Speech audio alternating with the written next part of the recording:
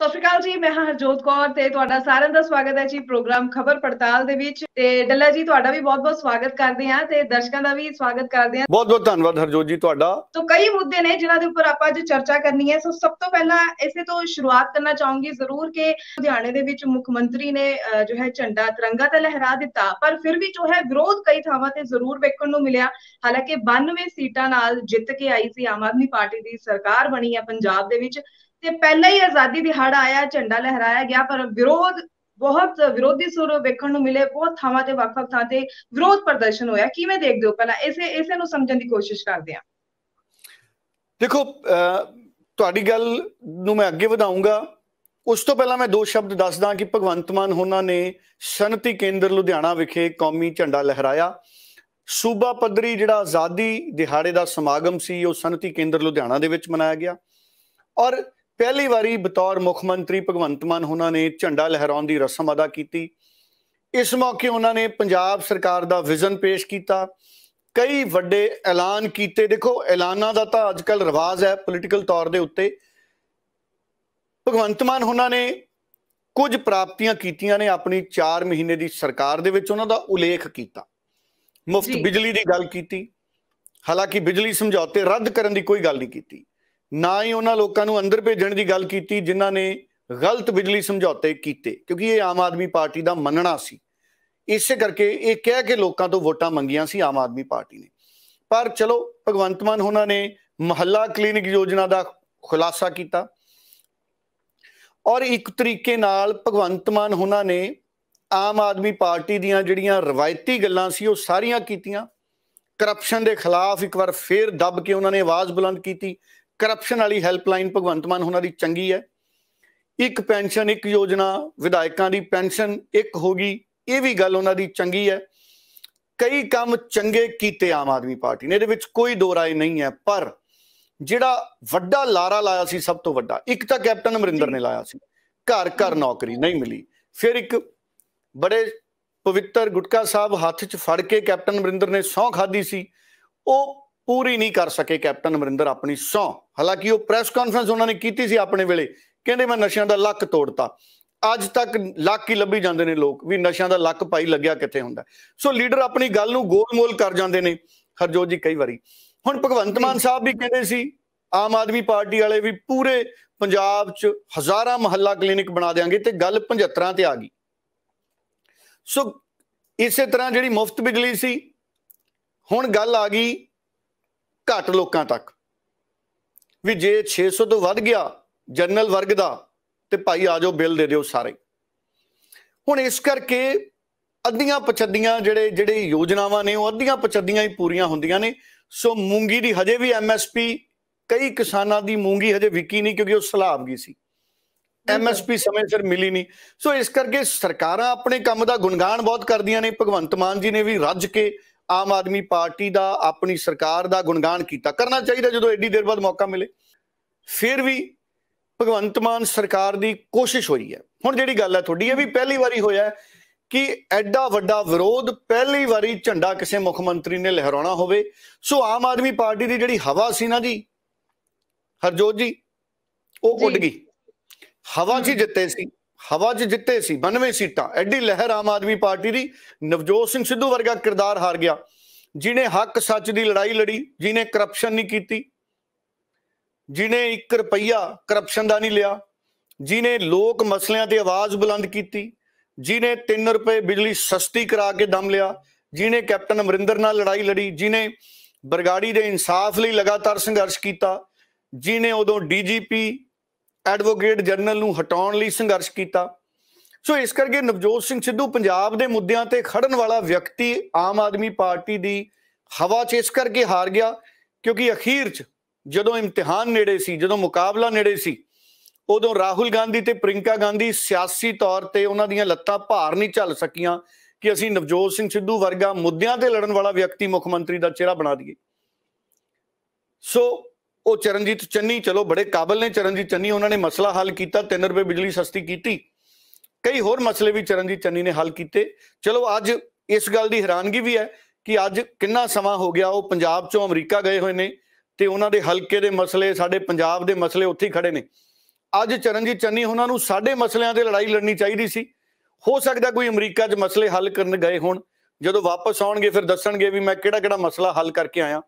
ਹੋ ਸਕਦਾ ਕਿਸੇ ਆਪਣੇ ਮਸਲੇ 'ਚ ਨਾ ਉਲਝੇ ਹੋਣ, ਰੱਬ ਸੁਲਝਾਵੇ ਉਹਨਾਂ ਦਾ ਵੀ ਮਸਲਾ। ਕਈ ਵਾਰੀ ਲੋਕਾਂ ਦੇ ਆਪਣੇ ਮਸਲੇ ਵੀ ਹੁੰਦੇ, ਨਿੱਜੀ ਮਸਲੇ ਹੁੰਦੇ, ਹੁਣ ਕੀ ਜਾਣਦੇ ਆ ਤਾਂ ਚੰਨੀ ਸਾਹਿਬ ਹੀ ਦੱਸਣਗੇ।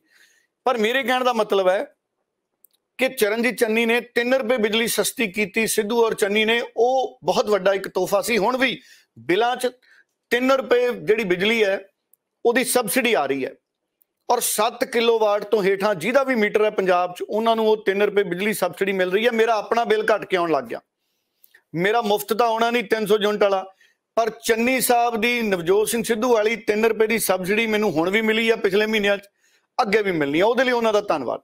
ਹੁਣ ਗੱਲ ਆਮ ਆਦਮੀ ਪਾਰਟੀ ਦੀ ਹੋ ਗਈ ਸੀ। ਇੰਨਾ ਵਿਰੋਧ ਪਹਿਲੀ ਵਾਰੀ ਦੇਖਿਆ। ਕੱਚੇ ਅਧਿਆਪਕਾਂ ਨੇ ਵਿਰੋਧ ਕੀਤਾ। ਕੱਚੇ ਅਧਿਆਪਕਾਂ ਦੀ ਸੂਬਾ ਪੱਧਰੀ ਬੈਠਕ ਹੋਈ ਪਰਸੋਂ। ਉਹਨਾਂ ਨੇ ਕਹਿਤਾ ਸੀ ਕਿ ਅਸੀਂ ਰੋਸ ਪ੍ਰਦਰਸ਼ਨ ਕਰਾਂਗੇ, ਅਸਤੀਫੇ ਦੇਣ ਤੱਕ ਦੀ ਗੱਲ ਆ ਗਈ ਸੀ।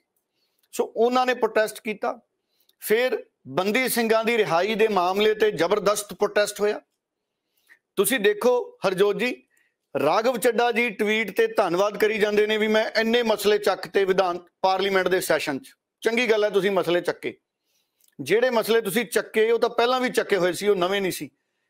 ਆਮ ਆਦਮੀ ਪਾਰਟੀ ਦੇ ਰਾਘਵ ਚੱਡਾ ਜੀ ਨੂੰ ਸਵਾਲ ਇੱਕ ਹੈ ਕਿ ਪਾਰਲੀਮੈਂਟ 'ਚ ਖੜ ਕੇ ਬੰਦੀ ਸਿੰਘਾਂ ਦੀ ਰਿਹਾਈ ਦਾ ਮਸਲਾ ਚੱਕਿਆ, ਸਾਡੀ ਧਾਰਮਿਕ ਆਸਥਾ ਨਾਲ ਜੁੜਿਆ, ਸਾਡੇ ਪੰਜਾਬੀਆਂ ਦੀਆਂ ਭਾਵਨਾਵਾਂ ਨਾਲ ਜੁੜਿਆ ਔਰ ਸਾਡੀ ਆਪਸੀ ਸਾਂਝ ਨਾਲ ਜੁੜਿਆ ਮਸਲਾ। ਕੀ ਤੁਸੀਂ ਬੰਦੀ ਸਿੰਘਾਂ ਦੀ ਰਿਹਾਈ ਤੇ ਬਹਿਸ ਲਈ ਕੋਈ ਪ੍ਰਾਈਵੇਟ ਬਿੱਲ ਪੇਸ਼ ਕੀਤਾ? ਸੰਤ ਸੀਚੇਵਾਲ ਜੀ ਨੇ ਕੀ ਬੰਦੀ ਸਿੰਘਾਂ ਦੀ ਰਿਹਾਈ ਦਾ ਮਸਲਾ ਚੱਕਿਆ? ਕੀ ਹਰਭਜਨ ਸਿੰਘ ਜੀ ਨੇ ਬੰਦੀ ਸਿੰਘਾਂ ਦੀ ਰਿਹਾਈ ਦਾ ਮਸਲਾ ਚੱਕਿਆ? ਕੀ ਰਾਘਵ ਚੱਡਾ ਜੀ ਨੇ ਇਹ ਮਸਲਾ ਚੱਕਿਆ ਕਿ ਪ੍ਰੋਫੈਸਰ ਦਵਿੰਦਰਪਾਲ ਸਿੰਘ ਭੁੱਲਰ ਦੇ ਮਾਮਲੇ ਤੇ ਦਿੱਲੀ ਦੀ ਸਰਕਾਰ ਫੈਸਲਾ ਕਰੇ? ਇਹੀ ਗੱਲ ਭਗਵੰਤ ਮਾਨ ਜੀ ਤੇ ਹੈ। ਕੀ ਅੱਜ ਭਗਵੰਤ ਮਾਨ ਜੀ ਨੇ ਮੰਗ ਕੀਤੀ ਪ੍ਰਧਾਨ ਮੰਤਰੀ ਸਾਹਿਬ ਤੋਂ ਵੀ ਪ੍ਰਧਾਨ ਮੰਤਰੀ ਸਾਹਿਬ ਤੁਸੀਂ ਵਾਅਦਾ ਕੀਤਾ ਸੀ ਬੰਦੀ ਸਿੰਘਾਂ ਦੀ ਰਿਹਾਈ ਕਰੋ? ਹੁਣ ਪੰਜਾਬੀ, ਇੱਕ ਵੱਡੀ ਗਿਣਤੀ 'ਚ ਪੰਜਾਬੀ, ਸਾਡੀ ਪੰਜਾਬੀਆਂ ਦੀ ਸ਼੍ਰੋਮਣੀ ਗੁਰਦੁਆਰਾ ਪ੍ਰਬੰਧਕ ਕਮੇਟੀ ਜਿਹੜੀ ਇੱਕ ਪੰਥ ਦੀ ਨੁਮਾਇੰਦਾ ਜਮਾਤ ਹੈ, ਉਹ ਰੋਸ ਪ੍ਰਦਰਸ਼ਨ ਕਰ ਰਹੀ ਹੈ, ਪ੍ਰੋਟੈਸਟ ਕਰ ਰਹੀ ਹੈ। ਤੇ ਸਾਡੇ ਸੂਬੇ ਦੇ ਮੁੱਖ ਮੰਤਰੀ ਨੂੰ ਇਸ ਪਾਸੇ ਧਿਆਨ ਦੇਣਾ ਚਾਹੀਦਾ ਹੈ। ਸੋ ਆਜ਼ਾਦੀ ਦੇ ਦਿਹਾੜੇ ਤੇ ਅਗਰ ਇਹਦਾ ਸੰਘਰਸ਼ ਆਮ ਆਦਮੀ ਪਾਰਟੀ ਆਪਣੇ ਹੱਥ 'ਚ ਲੈ ਲੈਂਦੀ ਬੰਦੀ ਸਿੰਘਾਂ ਦੀ ਰਿਹਾਈ ਦਾ, ਤੇ ਅੱਜ ਦਾ ਆਜ਼ਾਦੀ ਦਿਹਾੜਾ ਹੋਰ ਸਾਡਾ ਉਸਾਰੂ ਹੋ ਜਾਣਾ ਸੀ। ਸੋ ਉਮੀਦ ਕਰਦੇ ਹਾਂ ਕਿ ਪ੍ਰਧਾਨ ਮੰਤਰੀ ਸਾਹਿਬ ਨੇ ਜਿਹੜਾ ਵਾਅਦਾ ਕੀਤਾ ਸੀ ਉਹ ਜ਼ਰੂਰ ਨਿਭਾਉਣਗੇ, ਕਿਉਂਕਿ ਹਮੇਸ਼ਾ ਭਾਰਤੀ ਜਨਤਾ ਪਾਰਟੀ ਵਾਲੇ ਇੱਕ ਨਾਰਾ ਮਾਰਦੇ ਹੁੰਦੇ ਨੇ, ਮੋਦੀ ਹੈ ਤਾਂ ਮੁਮਕਿਨ ਹੈ। ਸੋ ਇਸ ਕਰਕੇ ਮੋਦੀ ਸਾਹਿਬ ਨੂੰ ਇਹ ਮੁਮਕਿਨ ਕਰਕੇ ਦਿਖਾਉਣਾ ਪੈਣਾ ਹੈ ਜੇ ਉਹ ਪੰਜਾਬੀਆਂ ਦਾ ਦਿਲ ਜਿੱਤਣਾ ਚਾਹੁੰਦੇ ਨੇ, ਨਹੀਂ ਤਾਂ ਭਾਰਤੀ ਜਨਤਾ ਪਾਰਟੀ ਨੂੰ ਕੋਈ ਬਹੁਤਾ ਸਮਰਥਨ ਨਹੀਂ ਮਿਲਣਾ ਜਦ ਤੱਕ ਉਹ ਅਸਲ ਮੁੱਦਿਆਂ ਨੂੰ ਨਹੀਂ ਸਮਝਦੇ। ਸੋ ਇਸ ਕਰਕੇ ਨਿਯਮ ਕਾਨੂੰਨ ਸਰਕਾਰਾਂ ਬਣਾਉਂਦੀਆਂ, ਪ੍ਰਧਾਨ ਮੰਤਰੀ ਸਾਹਿਬ ਦੇ ਮੂੰਹ ਚੋਂ ਨਿਕਲੀ ਗੱਲ ਪੂਰੀ ਹੋਣੀ ਚਾਹੀਦੀ ਹੈ। ਔਰ ਸਾਡੇ ਮੁੱਖ ਮੰਤਰੀ ਨੂੰ, ਰਾਘਵ ਚੱਡਾ ਜੀ ਨੂੰ ਖਾਸ ਤੌਰ ਤੇ ਇਸ ਪਾਸੇ ਵੀ ਧਿਆਨ ਦੇਣਾ ਚਾਹੀਦਾ ਕਿ ਬੰਦੀ ਸਿੰਘਾਂ ਦਾ ਮਸਲਾ ਜਿਹੜਾ ਉਹਨੂੰ ਵੀ ਚੱਕਿਆ ਜਾਵੇ। ਫਿਰ 36,000 ਮੁਲਾਜ਼ਮ ਵੀ ਪੱਕੇ ਕਰ ਦਿਆਂਗੇ ਜੀ, ਬਸ ਸਾਡੀ ਸਰਕਾਰ ਆ ਜੇ, ਹਰਾ ਪੈਨ ਚੱਲ ਜਾਊਗਾ। ਹੁਣ ਪਤਾ ਨਹੀਂ ਛਾਈ ਮੁੱਕ ਗਈ ਹਰੇ ਪੈਨ ਦੀ। 36,000 ਮੁਲਾਜ਼ਮ ਪੱਕੇ ਹੋਣ ਤੇ ਨਹੀਂ ਆਉਂਦੇ ਹਰਜੋਤ ਜੀ। ਹਰੇ ਪੈਨ ਦੇ ਨਿਸ਼ਾਨਾ, ਹਰੇ ਪੈਨ ਦੇ ਜਿਹੜੀ ਸਹੀ ਵੱਜਦੀ ਹੈ ਨਾ ਜੀ ਹਰੇ ਪੈਨ ਦੀ, ਉਹਦੇ 'ਚ ਬਹੁਤ ਤਾਕਤ ਹੁੰਦੀ ਹੈ। ਜਦੋਂ ਅਸੀਂ ਸਕੂਲ 'ਚ ਪੜ੍ਹਦੇ ਹੁੰਦੇ ਸੀ, ਪ੍ਰਿੰਸੀਪਲ ਸਾਡਾ ਹਰੇ ਪੈਨ ਨਾਲ ਦਸਤਖਤ ਕਰਦਾ ਸੀ। ਸੋ ਇਸ ਕਰਕੇ ਜਿਹੜਾ ਮੁਖੀ ਹੈ ਉਹ ਹਰਾ ਪੈਨ ਵਰਤਦਾ, ਤੇ ਚੋਣ ਪ੍ਰਚਾਰ 'ਚ ਹਰੇ ਪੈਨ ਦਾ ਜ਼ਿਕਰ ਬਹੁਤ ਹੋਇਆ ਸੀ। ਮੇਰੇ ਕੋਲੇ ਤਾਂ ਸਾਦਾ, ਮੈਂ ਤਾਂ ਨੀਲਾ ਜਿਹਾ ਰੱਖਦਾ, ਪਰ ਉਮੀਦ ਇਹ ਕਰਦੇ ਹਾਂ ਕਿ ਹਰੇ ਪੈਨ ਜਿਵੇਂ ਵਾਅਦੇ ਕੀਤੇ ਗਏ ਸੀ ਚੱਲਣ ਜੀ। ਸੋ 36,000 ਸਾਡੇ ਮੁਲਾਜ਼ਮ ਨੇ, ਉਹਨਾਂ 'ਚ ਚਿੰਤਾ ਬੜੀ ਆ। ਉਹਨਾਂ ਨੇ ਵੀ ਪ੍ਰੋਟੈਸਟ ਕੀਤਾ, ਥਾਂ ਥਾਂ ਤੇ ਪ੍ਰੋਟੈਸਟ ਹੋਏ ਸਾਡੇ, ਦੇਖੋ। ਔਰ ਇਹ ਪਹਿਲੀ ਵਾਰੀ ਮੈਨੂੰ ਦੇਖਣ ਨੂੰ ਮਿਲਿਆ ਕਿ ਐਡੀ ਵੱਡੀ ਨਾਰਾਜ਼ਗੀ ਸਾਡੇ ਸਰਕਾਰੀ ਮੁਲਾਜ਼ਮਾਂ 'ਚ ਹੈ। ਸੋ ਫਿਰ ਵੀ ਇਹ ਚੁਣੌਤੀਆਂ ਪਹਿਲੀ ਵਾਰੀ ਆਮ ਆਦਮੀ ਪਾਰਟੀ ਨੂੰ ਮਿਲੀਆਂ ਨੇ। ਬਹੁਤ ਵਾਅਦੇ ਸੀ ਆਮ ਆਦਮੀ ਪਾਰਟੀ ਦੀ ਸਰਕਾਰ ਪੂਰੇ ਕਰ ਸਕਦੀ ਸੀ, ਪਰ ਹਜੇ ਤੱਕ ਹੋਏ ਨਹੀਂ। ਪਰ ਜਿਹੜੇ ਹੋਏ ਨੇ ਉਹਦੇ ਲਈ ਧੰਨਵਾਦ। जेंट्स लेडीज दे चुन्नियां पाड़ रहे हैं। देखो मेरी चुन्नी जेंट्स ने पाड़ी है। जेड़ा मेन स्टाफ सीगा, पुलिस इंस्पैक्टर सी, जेड़े भी पुलिस वाले सी, उन्होंने मेरा दुपट्टा पाड़िया। ਕਿਹੜੀ ਮੰਗਾਂ ਲੈ ਕੇ ਤੁਸੀਂ ਪ੍ਰੋਟੈਸਟ ਕਰ ਰਹੇ ਹੋ? सर ਅਸੀਂ 452 ਦੀ ਭਰਤੀ ਲਈ ਆਏ ਇੱਥੇ। ਅਸੀਂ ਬੇਰੁਜ਼ਗਾਰ ਹੋਏ ਆ, ਸਾਡਾ ਗੁੱਸਾ ਆਪਣੇ ਮੰਗਾਂ ਦੱਸਣ ਨਹੀਂ ਦੇ ਰਹੇ ਹੈਗੇ। ਅੱਜ ਸੀਐਮ ਸਾਹਿਬ ਨੂੰ ਮਿਲਣ ਆਏ ਸੀ। ਅੱਜ ਸੀਐਮ ਸਾਹਿਬ ਨੂੰ ਮਿਲਣ ਆਏ ਸੀ ਸਰ। ਅੱਜ ਸਾਨੂੰ ਸਿਰਫ ਝੂਠਾ ਵਾਅਦਾ ਦਿੱਤਾ ਇਹਨਾਂ ਨੇ ਵੀ ਤੁਹਾਨੂੰ ਮਿਲਵਾਵਾਂਗੇ। ਸਾਨੂੰ ਕਦੋਂ ਤੋਂ ਇੱਥੇ ਸਵੇਰ ਦੇ 7 ਵਜੇ ਦੇ ਆਇਆ ਇੱਥੇ ਹੀ ਖੜੇ ਹੋਏ ਆ ਅਸੀਂ, ਤੇ ਸਾਨੂੰ ਕਿਸੇ ਨਾਲ ਨਹੀਂ ਮਿਲਵਾ ਰਹੇ। ਸਾਡੇ ਅੱਧੇ ਬੰਦੇ ਇਹਨਾਂ ਨੇ ਪੁਲਿਸ ਸਟੇਸ਼ਨ 'ਚ ਪਹਿਲਾਂ ਹੀ ਲੈ ਚੁੱਕੇ ਨੇ, ਬਾਕੀਆਂ ਨੂੰ ਵੀ ਲੈ ਕੇ ਜਾ ਰਹੇ ਨੇ। ਫੀਮੇਲ ਸਟਾਫ ਨੇ, ਸਿਰਫ ਫੀਮੇਲ ਸਟਾਫ ਨਹੀਂ ਰੋਕ ਰਿਹਾ ਸੀ, ਫੀਮੇਲਸ ਨੂੰ ਤੇ ਜੈਂਟਸ ਨੇ ਰੋਕਿਆ। ਮੇਰਾ ਇਵਨ ਦੁਪੱਟਾ ਪਾੜਿਆ ਜੈਂਟਸ ਨੇ। ਸਰ ਕੁਝ 8 ਤਰੀਕ ਜਿਹੜੀ ਜੋ ਵੀ ਫੈਸਲਾ ਹੋਇਆ ਕੋਰਟ ਦਾ ਕਿ ਸਾਡੀ ਪੂਰੀ ਦੀ ਪੂਰੀ ਭਰਤੀ ਪ੍ਰਕਿਰਿਆ ਨੂੰ ਰੱਦ ਕਰ ਦਿੱਤਾ ਗਿਆ। ਸਰ ਅਸੀਂ ਸਿਰਫ ਚਾਹੁੰਦੇ ਹਾਂ ਕਿ ਸਾਨੂੰ ਸਾਡਾ ਕਸੂਰ ਦੱਸਿਆ ਜਾਵੇ ਕਿ ਅਸੀਂ ਮਿਹਨਤ ਕਰਦੇ ਆਏ ਹਾਂ, ਅਸੀਂ ਖੁਦ ਦਿਨ ਰਾਤ ਇੱਕ ਕਰਕੇ ਪੜ੍ਹੇ ਹਾਂ ਤੇ ਅਸੀਂ ਐਗਜ਼ਾਮ ਕਲੀਅਰ ਕੀਤਾ। ਸਾਨੂੰ ਨਹੀਂ ਪਤਾ ਕੀ ਪ੍ਰੋਸੈਸ ਸੀਗਾ ਕੀ ਨਹੀਂ। ਸਾਡੇ ਅੱਗੇ ਤਾਂ ਇੱਕ ਓਪਰਚੁਨਿਟੀ ਆਈ ਸੀ ਜਿਸ ਨੂੰ ਅਸੀਂ ਹਰ ਹਾਲ 'ਚ ਅਸੀਂ ਕਰਨਾ ਚਾਹੁੰਦੇ ਸੀ ਕਿ ਸਾਡਾ ਕੋਲ ਇੱਕੋ ਇੱਕ ਮੌਕਾ ਮਿਲਿਆ 25 ਸਾਲ ਬਾਅਦ, ਤੇ ਅਸੀਂ ਸਾਰਿਆਂ ਨੇ ਇਹ ਪੇਪਰ ਕਲੀਅਰ ਕੀਤਾ। ਕਿੰਨੇ ਲੱਖਾਂ ਕੈਂਡੀਡੇਟਸ ਨੂੰ ਮਤਲਬ ਪਿੱਛੇ ਛੱਡ ਕੇ ਆਏ ਆ। ਅੱਜ ਆਜ਼ਾਦੀ ਦਿਹਾੜੇ ਤੇ ਤੁਸੀਂ ਅੱਜ ਪ੍ਰੋਟੈਸਟ ਕਰ ਰਹੇ ਹੋ, ਸੀਐਮ ਸਾਹਿਬ ਲੁਧਿਆਣਾ ਦੇ ਵਿੱਚ ਨੇ, ਕਿ ਉਹਨਾਂ ਦਾ ਘਰਾਵ ਕਰਨਾ ਸੀ ਅੱਜ? ਘੇਰਾਵ ਕਰਨ ਦਾ ਸਾਡਾ ਕੋਈ ਮੋਟਿਵ ਨਹੀਂ ਸੀ। ਅਸੀਂ ਸਿਰਫ ਆਪਣੀ ਗੱਲ ਰੱਖਣਾ ਚਾਹੁੰਦੇ ਹਾਂ ਉਹਨਾਂ ਦੇ ਅੱਗੇ ਕਿ ਸਾਨੂੰ ਵੀ ਸੁਣੋ ਕਿ ਅਸੀਂ ਕਿੰਨਾ ਹਾਲਾਤਾਂ ਚੋਂ ਨਿਕਲੇ ਆ। ਸਰ 37 ਸਾਲ ਦੀ ਮੇਰੀ ਉਮਰ ਹੋ ਗਈ ਹੈ ਤੇ ਜਦੋਂ ਇਹ ਐਗਜ਼ਾਮ ਆਇਆ ਉਦੋਂ ਆਈ ਵਾਸ ਪ੍ਰੈਗਨੈਂਟ, ਮੈਂ ਬੈੱਡ ਰੈਸਟ ਤੇ ਸੀ, ਪਰ ਦਿਨ ਰਾਤ ਇੱਕ ਕਿਤੇ ਕਿ ਇੱਕੋ ਇੱਕ ਮੌਕਾ ਮਿਲਿਆ ਇਸ ਨੂੰ ਨਹੀਂ ਗਵਾਉਣਾ। ਔਰ ਉਸ ਹਾਲਾਤ 'ਚ ਵੀ ਮੈਂ ਮਿਹਨਤ ਕਰਕੇ ਮਤਲਬ ਟੌਪ ਕੀਤਾ ਆਪਣੇ ਸਬਜੈਕਟ 'ਚ। ਔਰ ਇਹ ਸਾਰੇ ਬੱਚੇ ਕਿੰਨੇ ਮਤਲਬ ਮਿਹਨਤਾਂ ਕਰਕੇ ਆਏ ਆ ਤਾਂ ਅੱਗੇ ਲੰਘੇ ਨੇ। ਔਰ ਪਤਾ ਨਹੀਂ ਸੀਐਮ ਸਰ ਨੂੰ ਸਾਡੀ ਮਿਹਨਤ ਕਿਉਂ ਨਹੀਂ ਦਿਖਦੀ, ਉਹ ਕਿਉਂ ਨਹੀਂ ਸਾਨੂੰ ਡਿਫੈਂਸ ਨਹੀਂ ਅੱਛਾ ਮਿਲਿਆ। ਸਾਨੂੰ ਇਸ ਚੀਜ਼ ਦਾ ਦੁੱਖ ਹੈ ਕਿ ਸਾਡਾ ਪੱਖ ਨਹੀਂ ਅੱਗੇ ਰੱਖਿਆ ਗਿਆ ਜੱਜਿਸ ਦੇ ਅੱਗੇ। ਅਗਰ ਹੁਣ ਨਹੀਂ ਮੰਗਾਂ ਮੰਨੀਆਂ ਜਾਂਦੀਆਂ ਅਗਲੀ ਕੀ ਰਣਨੀਤੀ ਰਹੇਗੀ? ਕੀ ਸਰ ਅਸੀਂ ਤਾਂ ਜੋ ਕਰ ਸਕਦੇ ਹਾਂ ਤੁਹਾਡੇ ਸਾਹਮਣੇ ਹੀ ਹੈ। ਅਸੀਂ ਤਾਂ ਸਿਰਫ ਮੰਗ ਕਰ ਸਕਦੇ ਹਾਂ, ਅੱਗੇ ਦੇਣ ਵਾਲੇ ਜਿਨ੍ਹਾਂ ਦੇ ਕੋਲ ਪਾਵਰਸ ਹੈ ਉਹ ਦੇ ਸਕਦੇ ਆ। ਸਾਡਾ ਹੱਕ, ਇਹ ਸਾਡਾ ਹੱਕ ਹੈ। ਅਸੀਂ ਮਿਹਨਤ ਕਰਦੇ ਆਏ ਹਾਂ, ਅਸੀਂ ਕੋਈ ਬੈਕ ਡੋਰ ਤੋਂ ਨਹੀਂ ਐਂਟਰੀ ਕਰ ਰਹੇ, ਅਸੀਂ ਕੋਈ ਅਪਰੋਚ ਨਹੀਂ ਲਗਾ ਰਹੇ, ਅਸੀਂ ਸਾਫ਼ ਸੁਥਰੀ ਮਿਹਨਤ ਕਰਕੇ ਆਏ ਹਾਂ ਅੱਗੇ ਭਗਵੰਤ ਮਾਨ ਜੀ ਨੂੰ ਜੋ ਮਨਜ਼ੂਰ। ਅੱਜ ਦਾ ਜਿਹੜਾ ਕੇਸਰੀ ਖਾਲਸਾਈ ਮਾਰਚ, ਖਾਲਸਾਈ ਝੰਡਿਆਂ ਦੀ ਛਾਂ ਹੇਠ ਅਸੀਂ ਜਿਹੜਾ ਮਾਰਚ ਗੋਲਡਨ ਗੇਟ ਤੋਂ ਸ਼ੁਰੂ ਕਰਕੇ ਸ੍ਰੀ ਅਕਾਲ ਤਖਤ ਸਾਹਿਬ ਲੈ ਕੇ ਜਾ ਰਹੇ ਹਾਂ। ਉਹ ਸਾਡੀ ਕੌਮ ਦੀ ਸੁਪਰੀਮ, ਸਾਡੀ ਹੋਂਦ ਹਸਤੀ ਦੇ ਪ੍ਰਤੀਕ ਤੇ ਸਾਡੀ ਆਜ਼ਾਦ ਬਾਦਸ਼ਾਹੀ ਦਾ ਪ੍ਰਤੀਕ ਹੈ ਸ੍ਰੀ ਅਕਾਲ ਤਖਤ ਸਾਹਿਬ। ਮੀਰੀ ਪੀਰੀ ਦੇ ਨਿਸ਼ਾਨ ਸਾਹਿਬਾਂ ਦੇ ਥੱਲੇ ਅਸੀਂ ਸਜਦਾ ਕਰਾਂਗੇ। ਪਰ ਆ ਜਿਹੜਾ ਸਾਡਾ ਕਿ ਖਾਲਸਾਈ ਨਿਸ਼ਾਨਾਂ ਦਾ ਮਾਰਚ ਹੈ, ਇਸ ਦਾ ਮਕਸਦ ਸਾਡਾ ਇਹ ਹੈ ਕਿ ਭਾਰਤ ਮੁਲਕ ਨੂੰ ਆਜ਼ਾਦ ਹੋਇਆਂ ਅੱਜ 75 ਵਰ੍ਹੇ ਹੋ ਚੁੱਕੇ ਨੇ। 75 ਵਰ੍ਹਿਆਂ ਦੇ ਵਿੱਚ ਸਿੱਖਾਂ ਨੂੰ ਫਾਂਸੀਆਂ, ਡਾਂਗਾਂ, ਤਸੀਹੇ, ਤਸ਼ੱਦਦ, ਗੋਲੀਆਂ, ਝੂਠੇ ਪੁਲਿਸ ਮੁਕਾਬਲੇ ਤੇ ਲੰਬੀਆਂ ਜੇਲਾਂ, ਇਹ ਸਾਨੂੰ ਸਾਡੀ ਝੋਲੀ ਪਾਇਆ। 93% ਇਸ ਭਾਰਤ ਨੂੰ ਆਜ਼ਾਦ ਕਰਾਉਣ ਲਈ ਸਿੱਖ ਕੌਮ ਨੇ ਕੁਰਬਾਨੀਆਂ ਕੀਤੀਆਂ। ਜੀ ਬਿਲਕੁਲ ਡੱਲਾ ਜੀ, ਜਿੱਥੇ ਤੁਸੀਂ ਗੱਲ ਕੀਤੀ ਹੈ ਬੰਦੀ ਸਿੰਘਾਂ ਦੀ ਰਿਹਾਈ ਨੂੰ, ਸੋ ਉਸ ਤੋਂ ਇਲਾਵਾ ਵੀ ਹੋਰ ਵੀ ਕਈ ਪੰਥਕ ਮਸਲੇ ਨੇ ਜਿਨ੍ਹਾਂ ਨੂੰ ਹੱਲ ਕਰਾਉਣ ਦੇ ਲਈ, ਜਿਨ੍ਹਾਂ ਨੂੰ ਸੁਲਝਾਉਣ ਦੇ ਲਈ ਹੁਣ ਜੋ ਹੈ ਸਿੱਖ ਸਦਭਾਵਨਾ ਦਲ ਵੱਲੋਂ ਵੀ ਪ੍ਰੋਗਰਾਮ ਐਲਾਨਿਆ ਗਿਆ ਹੈ ਕਿ 20 ਅਗਸਤ ਨੂੰ ਸੀਐਮ ਦੀ ਰਿਹਾਇਸ਼ ਦੇ ਬਾਅਦ ਜੋ ਹੈ ਉਹ ਕੀਰਤਨ ਕਰਕੇ, ਇੱਕ ਅਨੋਖੇ ਢੰਗ ਨਾਲ ਅਸੀਂ ਜ਼ਰੂਰ ਕਹਿ ਸਕਦੇ ਹਾਂ ਕਿ ਕੀਰਤਨ ਕਰਕੇ ਜੋ ਹੈ ਪੰਥਕ ਹੋਕਾ ਦੇਣਗੇ, ਤਾਂ ਕਿ ਜਿਹੜੇ ਹੋਰ ਵੀ ਕਈ ਪੰਥਕ ਮੁੱਦੇ ਨੇ ਜਿਨ੍ਹਾਂ ਉੱਪਰ ਵਿਚਾਰਿਆ ਨਹੀਂ ਜਾ ਰਿਹਾ। ਸੋ ਮੈਂ ਜ਼ਰੂਰ ਤੁਹਾਡੇ ਤੋਂ ਇਸ ਬਾਰੇ ਪੂਰੀ ਜਾਣਕਾਰੀ ਚਾਹਾਂਗੀ, ਦਰਸ਼ਕਾਂ ਤੱਕ ਅਸੀਂ ਪਹੁੰਚਾ ਸਕੀਏ ਕਿਹੜੇ ਮਸਲਿਆਂ ਨੂੰ ਲੈ ਕੇ ਸਿੱਖ ਸਦਭਾਵਨਾ ਦਲ ਵੱਲੋਂ ਇਹ ਪ੍ਰੋਗਰਾਮ ਐਲਾਨਿਆ ਗਿਆ ਹੈ। ਦੇਖੋ, ਸ਼੍ਰੀ ਗੁਰੂ ਗ੍ਰੰਥ ਸਾਹਿਬ ਜੀ ਦੇ 328 ਸਰੂਪਾਂ ਨੂੰ ਲੈ ਕੇ ਜਿਹੜੇ ਨਹੀਂ ਮਿਲ ਸਕੇ, ਜਿਨ੍ਹਾਂ ਬਾਰੇ ਨਹੀਂ ਪਤਾ ਲੱਗ ਰਿਹਾ, ਲਾਪਤਾ 328 ਸਰੂਪਾਂ ਨੂੰ ਲੈ ਕੇ ਪਿਛਲੇ ਤਕਰੀਬਨ 22 ਮਹੀਨਿਆਂ ਤੋਂ ਵਿਰਾਸਤੀ ਮਾਰਗ ਅੰਮ੍ਰਿਤਸਰ, ਉਥੇ ਲਗਾਤਾਰ ਪੰਥਕ ਹੋਕਾ ਦਿੱਤਾ ਜਾ ਰਿਹਾ ਸਿੱਖ ਸਦਭਾਵਨਾ ਦਲ ਵੱਲੋਂ। ਔਰ ਸਾਨੂੰ ਪਤਾ ਹੈ ਕਿ ਭਾਈ ਵਡਾਲਾ ਸਿੱਖ ਸਦਭਾਵਨਾ ਦਲ ਵਾਲੇ, ਉਹ ਹੋ ਗਏ, ਹੋਰ ਜਿਹੜੇ ਪੰਥ ਦੇ ਹਿਤੈਸ਼ੀ ਨੇ, ਪੰਥਕ ਮੁੱਦਿਆਂ ਤੇ ਲੜਾਈ ਲੜਨ ਵਾਲੇ ਯੋਧੇ ਨੇ, ਗੁਰਸਿੱਖ ਨੇ, ਉਹ ਸਾਰੇ ਪਹਿਲਾਂ ਵੀ ਕੈਪਟਨ ਅਮਰਿੰਦਰ ਸਿੰਘ ਜਦੋਂ ਮੁੱਖ ਮੰਤਰੀ ਰਹੇ, ਉਹਨਾਂ ਦੀ ਰਿਹਾਇਸ਼ ਦੇ ਬਾਹਰ ਉਹਨਾਂ ਨੇ ਕੀਰਤਨ ਕਰਕੇ ਪੰਥਕ ਹੋਕਾ ਦਿੱਤਾ ਸੀ। ਸੋ ਪੰਥਕ ਹੋਕਾ ਬੁਲੰਦ ਕੀਤਾ ਵੀ ਬੇਅਦਬੀਆਂ ਦੇ ਦੋਸ਼ੀਆਂ ਨੂੰ ਸਜ਼ਾਵਾਂ ਦਿੱਤੀਆਂ ਜਾਣ। 328 ਲਾਪਤਾ ਸਰੂਪ ਨੇ, ਉਹਨਾਂ ਤੇ ਕਾਰਵਾਈ ਅੱਗੇ ਹੋਵੇ, ਉਹਨਾਂ ਬਾਰੇ ਪਤਾ ਲੱਗੇ। ਤੇ ਜਿਹੜੀ ਮੀਟਿੰਗ ਹੋਈ ਉਹਦੇ ਵਿੱਚ ਇਹ ਫੈਸਲਾ ਕੀਤਾ ਗਿਆ 20 ਅਗਸਤ ਦਾ ਦਿਨ ਹੈ। ਸੋ 20 ਅਗਸਤ ਨੂੰ ਪੰਥਕ ਹੋਕਾ ਦਿੱਤਾ ਜਾਊਗਾ ਸੰਗਰੂਰ 'ਚ ਮੁੱਖ ਮੰਤਰੀ ਭਗਵੰਤ ਮਾਨ ਦੇ ਘਰ ਦੇ ਬਾਹਰ ਸਿੱਖ ਸਦਭਾਵਨਾ ਦਲ ਵੱਲੋਂ। ਪਰ ਹਰਜੋਤ ਜੀ, ਸਿੱਖ ਸਦਭਾਵਨਾ ਦਲ ਦੇ ਜਿਹੜੇ ਆਗੂ ਨੇ ਉਹ ਕਹਿੰਦੇ ਵੀ ਜਦੋਂ ਤੱਕ ਸਰਕਾਰ ਨਹੀਂ ਸੀ ਬਣੀ, ਭਗਵੰਤ ਮਾਨ ਸਾਹਿਬ ਨੂੰ ਸਾਰੇ ਸਿੱਖੀ ਦੇ ਮੁੱਦੇ ਯਾਦ ਸੀ। ਉਹ ਥਾਂ ਥਾਂ ਤੇ ਇਨਸਾਫ ਦੀ ਗੱਲ ਕਰਦੇ ਸੀ। ਕਹਿੰਦੇ ਜਦੋਂ ਦੀ ਸਰਕਾਰ ਬਣ ਗਈ, ਦੂਸਰੇ ਮੁੱਖ ਮੰਤਰੀਆਂ ਦੀ ਤਰ੍ਹਾਂ ਭਗਵੰਤ ਮਾਨ ਸਾਹਿਬ ਹੁਣ ਇਹਦੇ ਤੇ ਗੱਲ ਨਹੀਂ ਕਰਦੇ। ਗੱਲ ਤਾਂ ਠੀਕ ਹੈ, ਆਜ਼ਾਦੀ ਦਿਹਾੜੇ ਤੇ ਵੀ ਉਹਨਾਂ ਨੇ ਕੋਈ ਸੰਬੋਧਨ ਨਹੀਂ ਕੀਤਾ। ਖਾਸ ਤੌਰ ਤੇ ਜਿਹੜੇ ਸਰੂਪ ਨੇ ਉਹਨਾਂ ਦੇ ਲਾਪਤਾ ਹੋਣ ਤੋਂ ਬਾਅਦ ਕੋਈ ਕਿਸੇ ਤਰ੍ਹਾਂ ਦੀ ਕੋਈ ਕਾਰਵਾਈ ਨਹੀਂ, ਗੰਭੀਰਤਾ ਨਹੀਂ ਸਰਕਾਰ ਦੀ ਨਜ਼ਰ ਆਈ। ਸੋ ਹੁਣ ਇਹ ਸਿੱਖ ਸਦਭਾਵਨਾ ਦਲ ਵੱਲੋਂ ਅਗਲਾ ਪ੍ਰੋਗਰਾਮ ਹਰਜੋਤ ਜੀ ਦਿੱਤਾ ਗਿਆ।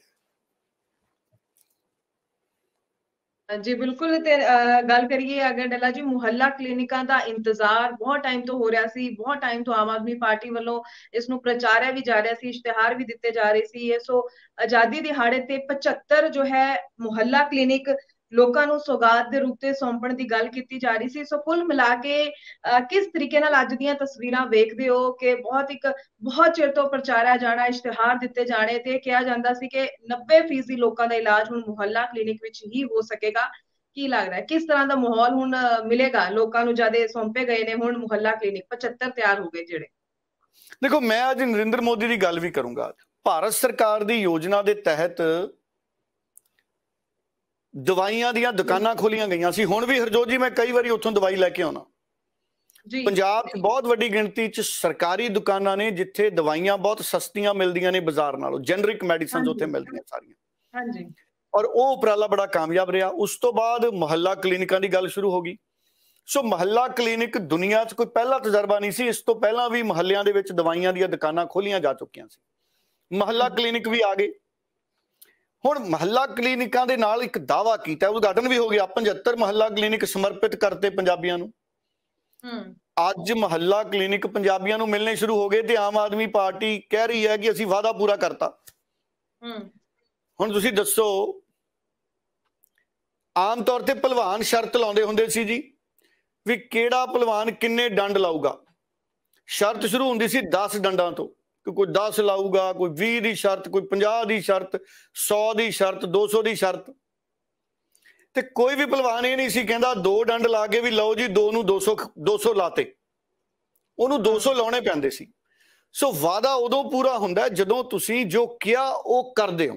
हुण गल तां सीगी पंजाब दे सारे पिंडां च मुहल्ला क्लिनिकां दी, क्योंकि हज़ारां मुहल्ला क्लिनिक तां ही खुलने सी। 12,000 तो वध साडे पिंड ने। चंडीगढ़ च जिन्ने सैक्टर ने उन्ने मुहल्ला क्लिनिक खोल के तो कहा जा सकता भी चंडीगढ़ सारे च मुहल्ला क्लिनिक बनाते। हुण पंजाब च तां हज़ारां मुहल्ले ने, फिर मुहल्ला क्लिनिक नहीं हो गए। हुण पहली गल ये मुहल्ला क्लिनिक नहीं है। मैं इन्हों ये कहूँगा भी 117 75 ने हजे तो अद्धे हल्कियां दे क्लिनिक ने। हल्का क्लिनिक कह लो, इनू मुहल्ला क्लिनिक ना कहो जी। सो जदों पूरे मुहल्लियां च खुल जाण फिर मुहल्ला क्लिनिक कहे जा सकते हैं। सो मैनू इन्हां दे नां दे उत्ते सवाल खड़ा हुंदा है, जिहड़ा मैनू लगदा है भी मैं मन नहीं सकदा भी ये मुहल्ला क्लिनिक है, क्योंकि ये हल्के दा। सो इस करके और उद्घाटन भी थोड़िया ज़्यादा होया। फिर ये साडी पुरानी इमारत सी कि मैं कहदा भी पुरानी कार खरीद के उहदे ते रंग रोगन नवा करके, टायर टूर नवे करके, उहनूं नवे सिरे तो फाइनांस करके देता कस्टमर नूं जी भी चलो जी तुसीं नवी गड्डी समझ के आनंद माणो, क्योंकि पैसा साडा पहले ही लग्या होया सीगा सेवा केंद्रां ते। सुखबीर ने नहीं सी लाया। सुखबीर वाले ट्रक तां जेतली साहब दे आए ही नहीं। हो सकता कोई 3 व्हीलर मूंह नेरे आया होवे भाई, ओहदा पता नहीं। सो ये सेवा केंद्र साडे पंजाबियां दे पैसे नाल ही बने हुए सी। सुखबीर ने सेवा केंद्र लिखता सी, इन्हां ने आम आदमी क्लिनिक लिखता। सो आम आदमी, क्योंकि आम आदमी पार्टी के राज च बने ने, इस करके आम आदमी पार्टी है। जिवें मोदी साहब की सरकार आने तो बाद कई शहरों के नाम बदल गए। जे कल नूं सरकार सुखबीर बादल की आ गई ਆਮ ਆਦਮੀ ਕਲੀਨਿਕ ਦੀ ਜਗ੍ਹਾ ਫਿਰ ਲਿਖਿਆ ਜਾਣਾ ਹੈ ਰਾਜ ਨਹੀਂ ਸੇਵਾ ਕਲੀਨਿਕ, ਜਾਂ ਕੁਛ ਇਹੋ ਜਿਹਾ ਹੋ ਜਾਊਗਾ ਜੇ ਇੰਜ ਨਹੀਂ ਹੋਊਗਾ। ਸੋ ਪੋਲੀਟੀਕਲ ਪਾਰਟੀਆਂ ਆਪਣੇ ਹਿਸਾਬ ਦੇ ਨਾਲ ਸਰਕਾਰੀ ਸਰੋਤਾਂ ਨੂੰ ਵਰਤ ਕੇ ਲੋਕਾਂ ਨੂੰ ਕੁਝ ਵੀ ਸਰਕਾਰੀ ਖਜ਼ਾਨੇ ਚੋਂ ਦੰਦੀਆਂ ਨੇ ਤੇ ਮਸ਼ਹੂਰੀ ਆਪਣੀ ਖੱਟਦੀਆਂ ਨੇ। ਸੋ ਇੱਕ ਤਰੀਕੇ ਨਾਲ ਇਹ ਮਸ਼ਹੂਰੀ ਖੱਟੀ ਜਾ ਰਹੀ ਹੈ। ਹੁਣ ਮੈਂ ਕੱਲ ਬਿਆਨ ਸੁਣ ਰਿਹਾ ਸੀ, ਕਹਿੰਦੇ 90% ਲੋਕਾਂ ਦਾ ਇਲਾਜ ਮੁਹੱਲਾ ਕਲੀਨਿਕਾਂ 'ਚ ਹੋ ਜੂ। ਹਜੇ ਤਾਂ ਖੁੱਲੇ ਹੀ ਥੋੜੇ ਜਿਹੇ ਨੇ। ਜੇ ਇਹਦੇ 'ਚ ਪੰਜਾਬ ਦੀ 90% ਆਬਾਦੀ ਵੜ ਗਈ ਤੇ ਕੀ ਬਣੂਗਾ? ਸੋ ਇਸ ਕਰਕੇ ਦੇਖੋ, ਕਹਿਣ ਦੀਆਂ ਗੱਲਾਂ ਹੋਰ ਨੇ। ਇੱਕ ਸੀਰੀਅਲ ਵੀ ਆਉਂਦਾ ਹੁੰਦਾ ਸੀ ਪੁਰਾਣੇ ਸਮਿਆਂ ਦੇ ਵਿੱਚ, ਮੈਂ ਬਹੁਤ ਦੇਖਦਾ ਸੀ ਜਦੋਂ ਮੈਂ ਸਕੂਲ 'ਚ ਪੜ੍ਹਦਾ ਹੁੰਦਾ ਸੀ। ਚਲੋ ਮੈਂ ਜ਼ਿਕਰ ਨਹੀਂ ਕਰਨਾ, ਬਹੁਤ ਲੋਕਾਂ ਨੂੰ ਸਾਰਿਆਂ ਨੂੰ ਪਤਾ ਹੋਣਾ। ਸੋ ਬਾਕੀ ਠੀਕ ਹੈ ਜੀ, ਪੋਲੀਟੀਕਲ ਲੋਕ ਨੇ। ਉਮੀਦ ਕਰਾਂਗੇ ਕਿ ਸਾਰੇ ਪੰਜਾਬ 'ਚ ਮੁਹੱਲਾ ਕਲੀਨਿਕ ਖੁੱਲਣ ਤੇ ਵਾਅਦਾ ਪੂਰਾ ਹੋ ਜੇ। ਹਜੇ ਇਹ ਵਾਅਦਾ ਪੂਰਾ ਹੋਣਾ ਸ਼ੁਰੂ ਹੋਇਆ, ਪਰ ਸਰਕਾਰ ਕਹਿੰਦੀ ਅਸੀਂ ਪੂਰਾ ਕਰਤਾ।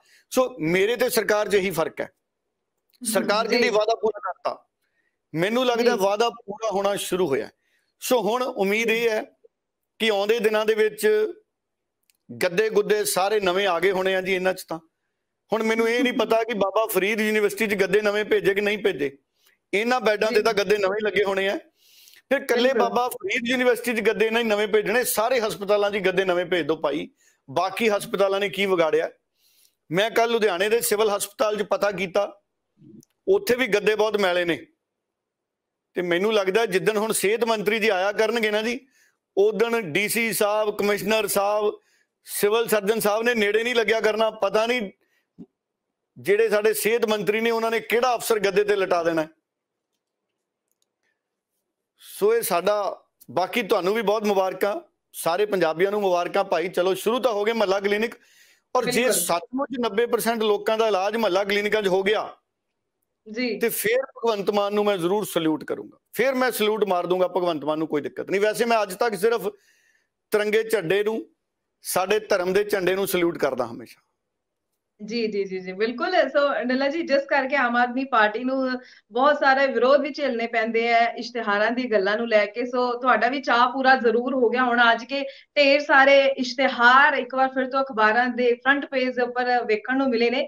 ਸੋ ਕੀ ਕਹੋਗੇ ਕਿ ਇੱਕ ਆਮ ਆਦਮੀ ਪਾਰਟੀ ਇਸ ਗੱਲ ਨੂੰ ਲੈ ਕੇ ਵੀ ਹਮੇਸ਼ਾ ਚਰਚਾ ਵਿੱਚ ਰਹਿੰਦੀ ਹੈ, ਜਦੋਂ ਤੋਂ ਉਹਨਾਂ ਦੀ ਸਰਕਾਰ ਬਣੀ ਹੈ ਚਰਚਾ ਬਣੀ ਰਹਿੰਦੀ ਹੈ ਕਿ ਇਸ਼ਤਿਹਾਰਾਂ ਨੂੰ ਲੈ ਕੇ ਬਹੁਤ ਜ਼ਿਆਦਾ ਉਹ ਅੱਗੇ ਰਹਿੰਦੇ ਨੇ, ਬਹੁਤ ਇਸ਼ਤਿਹਾਰ ਛਾਪਦੇ ਨੇ। ਅੱਜ ਦੇ ਇਸ਼ਤਿਹਾਰਾਂ ਬਾਰੇ ਕੀ ਕਹੋਗੇ? ਦੇਖੋ, ਮੈਂ ਅੱਜ ਅਖਬਾਰ ਜ਼ਿਆਦਾ ਮੰਗਾਏ ਸੀ ਜੀ।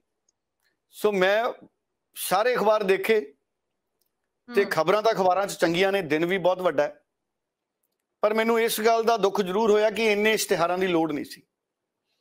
ਸੋ ਇਸ਼ਤਿਹਾਰਾਂ ਤੇ ਜਿਹੜਾ ਪੈਸਾ ਹੈ ਉਹ ਬਚਾਇਆ ਜਾ ਸਕਦਾ ਸੀ। ਜਿੰਨਾ ਪੈਸਾ ਇਹਨਾਂ ਇਸ਼ਤਿਹਾਰਾਂ ਤੇ ਹੈ, ਉਹਨੇ ਪੈਸੇ ਨਾਲ ਸਾਡੇ ਕੱਚੇ ਮੁਲਾਜ਼ਮ ਪੱਕੇ ਕਰਨ ਵਾਲੇ ਪਾਸੇ ਰੱਖ ਲਓ। ਉਹਨੇ ਪੈਸੇ ਨਾਲ ਹੋਰ ਮੁਹੱਲਾ ਕਲੀਨਿਕ ਬਣਨਗੇ, ਹੋਰ ਸਮਾਨ ਆਊਗਾ। ਦੇਖੋ, ਮੁਹੱਲਾ ਕਲੀਨਿਕ ਵੀ ਰੈਫਰਲ ਕਲੀਨਿਕ ਨੇ। ਇੱਥੇ ਡਾਕਟਰਾਂ ਨੇ ਦੱਸਣਾ ਹੈ ਵੀ ਭਾਈ ਤੁਸੀਂ ਇਸ ਹਸਪਤਾਲ ਜਾ ਕੇ ਇਲਾਜ ਕਰਾ ਲਓ, ਕਿਉਂਕਿ ਇਹਦੇ 'ਚ ਟੈਸਟ ਹੋਣਗੇ। ਡੇਂਗੂ ਦੀਆਂ ਦਵਾਈਆਂ ਦੇ ਦੇਣਗੇ, ਕੋਵਿਡ ਦੀ ਦਵਾਈ ਦਿੱਤੀ ਜਾਊਗੀ, ਟੈਸਟ ਹੋਣਗੇ ਕਈ ਤਰ੍ਹਾਂ ਦੇ। ਉਹ ਦੇਖਦੇ ਹਾਂ ਵਿਸਥਾਰ 'ਚ ਆਉਂਦੇ ਦਿਨਾਂ 'ਚ ਕਿ ਕਿੰਨੇ 100 ਟੈਸਟ ਹੁੰਦੇ ਨੇ। ਸੋ ਇਸ ਕਰਕੇ ਜੀ ਮੁਹੱਲਾ ਕਲੀਨਿਕ ਦਾ ਅਸਲ ਉਦੇਸ਼ ਕਿੰਨਾ ਕਾਮਯਾਬ ਹੁੰਦਾ ਹੈ, ਇਹ ਤਾਂ ਹੁਣ ਜਿਵੇਂ ਜਿਵੇਂ ਆਉਂਦੇ ਦਿਨਾਂ 'ਚ ਮੁਹੱਲਾ ਕਲੀਨਿਕ ਦੀ ਪਰਫਾਰਮੈਂਸ ਤੋਂ ਪਤਾ ਲੱਗੂਗਾ।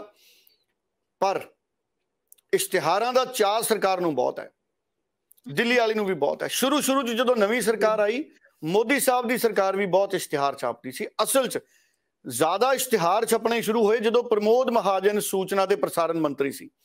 ਜਦੋਂ ਅਟਲ ਬਿਹਾਰੀ ਵਾਜਪਾਈ ਸਾਹਿਬ ਪ੍ਰਧਾਨ ਮੰਤਰੀ ਸੀ, ਉਦੋਂ ਕੰਪੇਨ ਬੀਜੇਪੀ ਨੇ ਇੱਕ ਤਰੀਕੇ ਦੀ ਬਣਾਤੀ ਸੀ, ਸ਼ਾਈਨਿੰਗ ਇੰਡੀਆ।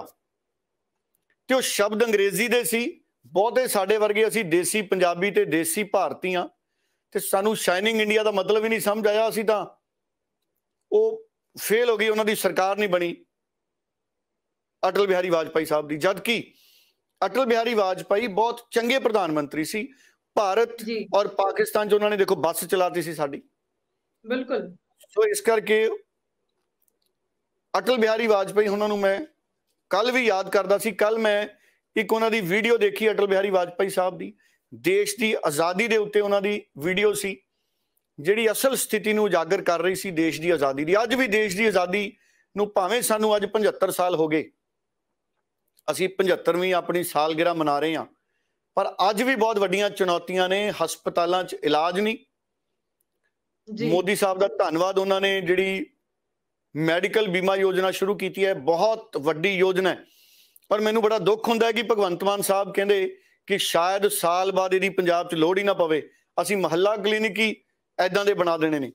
ਮਹੱਲਾ ਕਲੀਨਿਕਾਂ 'ਚ ਸਰਜਰੀਆਂ ਨਹੀਂ ਹੋ ਸਕਦੀਆਂ, ਮਹੱਲਾ ਕਲੀਨਿਕਾਂ 'ਚ ਬੈੱਡ ਨਹੀਂ ਲੱਗ ਸਕਦੇ। ਇਹ ਹੋ ਸਕਦਾ ਆਉਣ ਵਾਲੇ ਦਿਨਾਂ ਦੇ ਵਿੱਚ ਹਰ ਮਹੱਲਾ ਕਲੀਨਿਕ ਦੇ ਨਾਲ ਮਹੱਲੇ 'ਚੋਂ ਘਰ ਐਕਵਾਇਰ ਕਰ ਲਏ ਜਾਣ, ਵੀ ਉੱਥੇ ਬੈੱਡ ਲਾ ਦਿਓ, ਕਿਉਂਕਿ ਛੋਟੇ ਛੋਟੇ ਸੇਵਾ ਕੇਂਦਰ ਨੇ, ਉੱਥੇ ਸਰਜਰੀਆਂ ਨਹੀਂ ਹੋ ਸਕਦੀਆਂ, ਆਪਰੇਸ਼ਨ ਨਹੀਂ ਹੋ ਸਕਦੇ। ਉੱਥੇ ਥੋੜੇ ਬੰਦਿਆਂ ਦਾ ਸਟਾਫ ਹੈ, ਉੱਥੇ 4 5 6 ਬੰਦਿਆਂ ਦਾ ਹੀ ਸਟਾਫ ਮੈਨੂੰ ਪਤਾ ਲੱਗਿਆ। ਸੋ ਇਸ ਕਰਕੇ, ਪਰ ਠੀਕ ਹੈ ਜੀ, ਹੁਣ ਸਰਕਾਰਾਂ ਨੂੰ ਚਾਹ ਹੈ ਹਰਜੋਤ ਜੀ ਇਸ਼ਤਿਹਾਰ, ਮੈਨੂੰ ਲੱਗਦਾ ਸਰਕਾਰਾਂ ਇਸ਼ਤਿਹਾਰ ਇਸ ਕਰਕੇ ਵੀ ਛਾਪ ਦਿੰਦੀਆਂ ਨੇ ਵੀ ਭਾਈ ਸੇਵਾ ਕੇਂਦਰਾਂ 'ਚ ਮਹੱਲਾ ਕਲੀਨਿਕ ਬਣ ਗਏ, ਕਿਤੇ ਫਰਦ ਲੈਣ ਨਾ ਚੱਲ ਜਿਓ, ਕਿਤੇ ਰਾਸ਼ਨ ਕਾਰਡ ਦਾ ਕਾਗਜ਼ ਨਾ ਲੈ ਜਿਓ ਸੇਵਾ ਕੇਂਦਰ 'ਚ, ਆਦਮੀ ਕਲੀਨਿਕ ਬਣ ਗਿਆ। ਸੋ ਸਰਕਾਰਾਂ ਕੋਲੇ ਤਰਕ ਨੇ, ਇਸ਼ਤਿਹਾਰਾਂ ਦਾ ਬਜਟ ਹੈ। ਸੋ ਜੀ ਅਸਲ 'ਚ ਇਸ਼ਤਿਹਾਰ ਸਰਕਾਰ ਨਹੀਂ ਦੇ ਰਹੀ, ਇਸ਼ਤਿਹਾਰ ਅਸਲ 'ਚ ਜਿਹੜੀਆਂ ਪੋਲੀਟੀਕਲ ਪਾਰਟੀਆਂ ਦੀ ਸੋਚ ਹੁੰਦੀ ਆ ਉਹ ਦਵਾਉਂਦੀ ਹੈ। ਨਹੀਂ ਤਾਂ ਸਰਕਾਰ ਤਾਂ ਸਾਡੀ ਕਰਜ਼ੇ 'ਚ ਹੈ। ਤੁਸੀਂ ਦੱਸੋ, ਅਸੀਂ ਜੇ ਕਰਜ਼ੇ 'ਚ ਹੋਈਏ ਤੇ ਅਸੀਂ ਇਸ਼ਤਿਹਾਰ ਛਾਪੀਏ ਨਾ? ਬਿਲਕੁਲ। ਸੋ ਇਸ ਕਰਕੇ ਇਹ ਪੋਲੀਟੀਕਲ ਪਾਰਟੀਆਂ ਦੀ ਜਿਹੜੀ ਸੋਚ ਹੈ, ਪ੍ਰਸਿੱਧੀ ਖੱਟਣ ਦੀ ਹਸਰਤ ਹੈ, ਉਹ ਇਸ਼ਤਿਹਾਰ ਦਵਾਉਂਦੀ ਹੈ ਸਰਕਾਰੀ ਜੀ। ਕਈ ਵਾਰੀ ਸਰਕਾਰਾਂ ਦੀ ਇਹ ਵੀ ਕੋਸ਼ਿਸ਼ ਹੁੰਦੀ ਹੈ ਵੀ ਅਖਬਾਰਾਂ ਵਾਲੇ ਖੁਸ਼ ਕਰਕੇ ਰੱਖੋ, ਟੈਲੀਵਿਜ਼ਨ ਵਾਲੇ ਖੁਸ਼ ਕਰਕੇ ਰੱਖੋ। ਸੋ ਜੀ ਇਸ ਕਰਕੇ ਭਾਈ ਹਿਸਾਬ ਸਿਰ ਦੇ ਖੁਸ਼ ਕਰੋ, ਐਨੇ ਨਾ ਖੁਸ਼ ਕਰੋ ਵੀ ਸਾਰੀ ਦੁਨੀਆ ਉਹਨਾਂ ਦੇ ਦੰਦ ਗਿਣੀ ਜਾਵੇ। ਜੀ ਬਿਲਕੁਲ ਸਹੀ ਕਿਹਾ ਤੁਸੀਂ। ਤੇ ਡੱਲਾ ਜੀ, ਜਿਸ ਪਾਸੇ ਇੱਕ ਪਾਸੇ ਜਿੱਥੇ ਅਸੀਂ ਗੱਲ ਕਰੀਏ ਸਿਆਸਤ ਬਹੁਤ ਜ਼ਿਆਦਾ ਹੋ ਰਹੀ ਹੈ ਆਮ ਆਦਮੀ ਪਾਰਟੀ ਦੇ ਉੱਪਰ, ਵਿਰੋਧ ਹੋਣਾ ਬਣਦਾ ਵੀ ਹੈ ਜਿੱਥੇ ਕਮੀਆਂ ਰਹਿ ਜਾਂਦੀਆਂ ਸਰਕਾਰ ਦੀਆਂ। ਅਗਰ ਅਸੀਂ ਕੱਚੇ ਮੁਲਾਜ਼ਮਾਂ ਦੀ ਗੱਲ ਕਰ ਲਈਏ, ਲਗਾਤਾਰ ਵਿਰੋਧ ਪ੍ਰਦਰਸ਼ਨ ਹੋ ਰਹੇ ਨੇ। ਪੀਆਰਟੀਸੀ ਅਤੇ ਪਨਬਸ ਦੇ ਜਿਹੜੇ ਕੱਚੇ ਮੁਲਾਜ਼ਮ ਨੇ, ਉਹਨਾਂ ਨੇ ਵੀ 14 15 ਤੇ 16 ਦੀ ਹੜਤਾਲ ਦੀ ਗੱਲ ਕਹੀ ਸੀ, ਪਰ ਜੋ ਹੈ ਹੁਣ ਹੜਤਾਲ ਉਹਨਾਂ ਨੇ 15 ਤੇ 16 ਦੀ ਜਿਹੜੀ ਮੁਲਤਵੀ ਕਰ ਦਿੱਤੀ ਗਈ ਹੈ, ਕਿਉਂਕਿ ਸਰਕਾਰ ਵੱਲੋਂ ਭਰੋਸਾ ਦਿੱਤਾ ਗਿਆ ਹੈ ਕਿ ਆਉਂਦੀ 18 ਅਗਸਤ ਨੂੰ ਜੋ ਸੀਐਮ ਦੇ ਨਾਲ ਮੀਟਿੰਗ ਹੋਏਗੀ ਤੇ ਕੋਈ ਨਾ ਕੋਈ ਹੱਲ ਕੱਢਿਆ ਜਾਏਗਾ। ਮੁਲਤਵੀ ਕਰ ਦਿੱਤੀ ਗਈ ਫਿਲਹਾਲ ਹੜਤਾਲ। ਕਿਸ ਤਰੀਕੇ ਨਾਲ ਦੇਖਦੇ ਹੋ, ਕਿ ਲੱਗਦਾ ਹੈ ਕਿ ਇਸ 18 ਨੂੰ ਜਿਹੜੀ ਅਗਰ ਮੀਟਿੰਗ ਹੋਏਗੀ ਤਾਂ ਇਹਨਾਂ ਕੱਚੇ ਮੁਲਾਜ਼ਮਾਂ ਦਾ ਕੋਈ ਹੱਲ ਹੁੰਦਾ ਦਿਖੇਗਾ? ਦੇਖੋ, ਪਹਿਲਾਂ ਤਾਂ ਬਹੁਤ ਧੰਨਵਾਦ ਹੈ ਸਾਡੇ ਪਨਬਸ ਵਾਲੇ ਮੁਲਾਜ਼ਮਾਂ ਦਾ, ਪੀਆਰਟੀਸੀ ਦਾ, ਸਾਰੀਆਂ ਜਥੇਬੰਦੀਆਂ ਦਾ। ਹੜਤਾਲ ਮੈਨੂੰ ਲੱਗਦਾ ਪਤਾ ਹੈ ਕਿਉਂ ਮੁਲਤਵੀ ਹੋਈ ਹੈ, ਕਿਉਂਕਿ ਸਰਕਾਰ ਤੇ ਦਬਾਅ ਬਣ ਗਿਆ। 15 ਅਗਸਤ ਦੇ ਸਮਾਗਮ ਨੇ, ਵੱਖ-ਵੱਖ ਮੰਤਰੀਆਂ ਨੇ ਵੱਖ-ਵੱਖ ਜ਼ਿਲ੍ਹਿਆਂ 'ਚ ਝੰਡੇ ਲਹਿਰਾਉਣੇ, ਮੁੱਖ ਮੰਤਰੀ ਨੇ ਝੰਡੇ ਲਹਿਰਾਉਣੇ ਸੀ, ਮੁੱਖ ਮੰਤਰੀ ਨੇ ਲੁਧਿਆਣੇ 'ਚ ਝੰਡਾ ਲਹਿਰਾਉਣਾ ਸੀ।